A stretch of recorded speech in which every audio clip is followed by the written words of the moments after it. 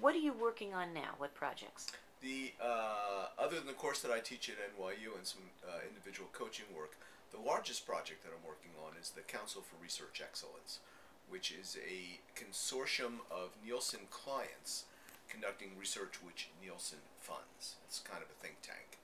And two major projects have come out from so far, and more on the way from that work. One is the Video Consumer Mapping Study, which was conducted by Ball State, and we worked with Zackon partners to do the analytic work.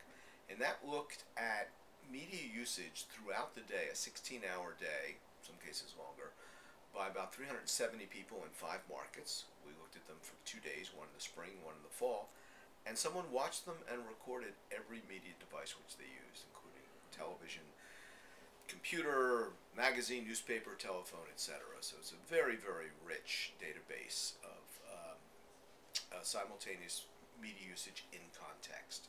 Really unique that way.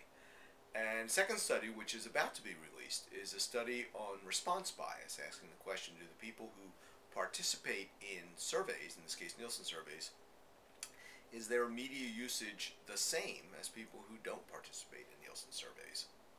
So in the observational study, the first study you described, were there any surprising findings or interesting findings that you could share?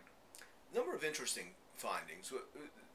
Maybe the most surprising one to me was that the overall usage of television as measured by observation matched within about 1 or 2 percentage points of the Nielsen measured people meter device, at least for in-home. We have other measures from out-of-home that matched virtually as well. So the fact that through 2 entirely different methodologies we pretty much arrived at the same result is pretty remarkable, confirming the validity of the Nielsen methodology and the validity of the observation methodology. That to me was the single biggest surprise. A couple other specific surprises was just the continued growth, although we can't tell growth was a single point in time, but the continued high level of usage of television, even with all the other competing media available.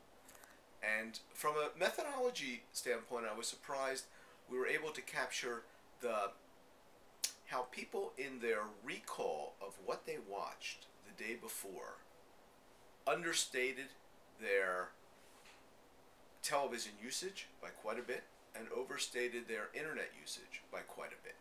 So that when we deal with recall or self-reported information, we need to be careful.